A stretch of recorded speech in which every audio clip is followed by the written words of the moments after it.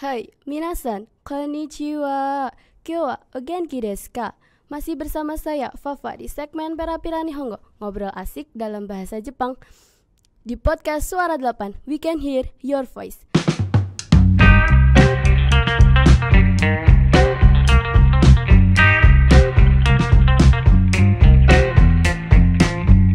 We can hear your voice. Hari ini kita kedatangan tamu, yaitu Nurul dan juga Keiza, murid SMK Negeri 8 Semarang jurusan Layanan Kesehatan. Ja, konnichiwa. Nurul-san, konnichiwa. Keiza-san. Nurul-san to Keiza-san wa o genki desu ka? Hai, genki desu. Takusan Hana Surumaini, jiko sukai shite kudasai. Sebelum kita ngobrol, kita perkenalan dulu nih dengan tamu kita hari ini supaya para pendengar bisa tahu tamu kita hari ini. Mulai dari saya dulu ya. Watashi no namai wa Fafa desu. Yoroshiku onegaishimasu. Perkenalkan, nama saya Fafa, mohon kerjasamanya. Boleh dilanjutkan? Watashi no namai wa Nurul desu. Yoroshiku onegaishimasu. Perkenalkan, nama saya Nurul, mohon kerjasamanya ya. Watashi no namai wa Keisha desu. Yoroshiku onegaishimasu. Perkenalkan, nama saya Keisha, mohon kerjasamanya ya. Oke, karena kita sudah berkenalan dengan tamu kita hari ini, kita akan membahas tentang apa nih? Jadi hari ini kita akan membahas mengenai partikel-partikel dalam bahasa Jepang. Nah, betul sekali karena banyak nih teman-teman yang masih bingung tentang penggunaan partikel dalam bahasa Jepang. Nah, untuk kali ini kita akan membahas secara detail tentang partikel-partikel dalam bahasa Jepang. Wah, kelihatannya menarik juga ya. Setahu saya itu partikel dalam bahasa Jepang, ada beberapa partikel ya dalam bahasa Jepang. Jadi ada beberapa partikel dalam bahasa Jepang, yaitu wa, ni, ga, de, wo. Oke, kita mulai dari yang mana dulu nih?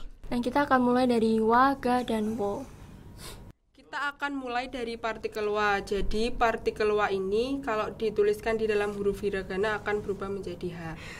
Kenapa partikel wa bisa berubah menjadi ha? Nah, jadi ada nih beberapa partikel yang spesial dalam penulisan hiragananya, seperti h menjadi wa, o menjadi ho, dan e menjadi he. Oh gitu ya, jadi ada 3 partikel jika ditulis dalam hiragana berubah ya. Oke, kita lanjutkan lagi.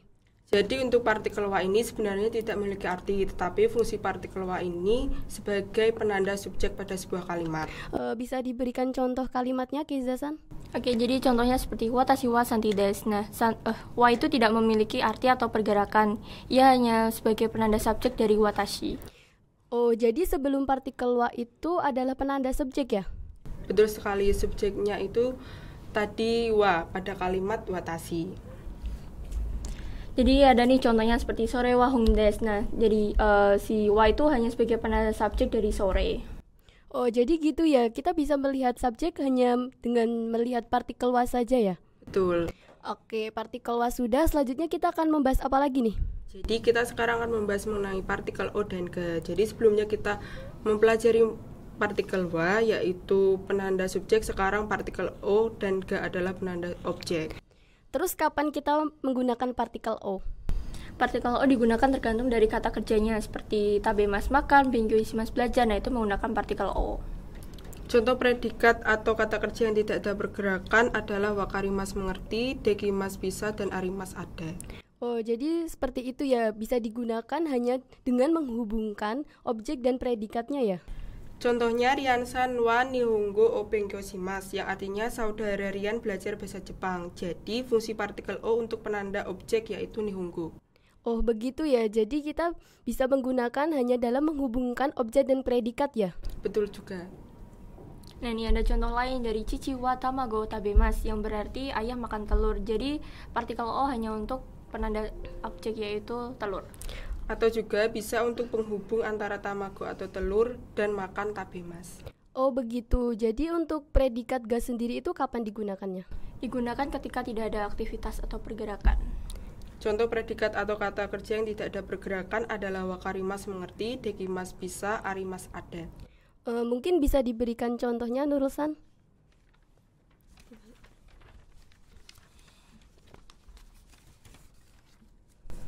Oke, jadi misalkan ada bahasa Jepang watashi wa nihongo ga dekimasu. Watashi saya nihongo bahasa Jepang, dekimasu bisa. Jadi kalau diartikan keseluruhannya, saya bisa bahasa Jepang.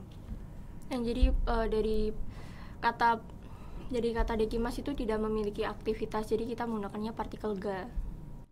Oh begitu ya. Mungkin adakah satu lagi contoh nih buat biar teman-teman pada paham? Ya. Contoh kalimat lain, Cici wa menkyo ga arimas. Jadi Cici itu ayah, menkyo itu sim, dan arimas artinya ada atau punya. Jadi arti keseluruhan ayah punya atau ada sim. Nah, jadi kata arimas itu tidak memiliki aktivitas atau pergerakan, jadi menggunakannya partikel ga. Oke, sudah banyak ngobrol kita hari ini nih.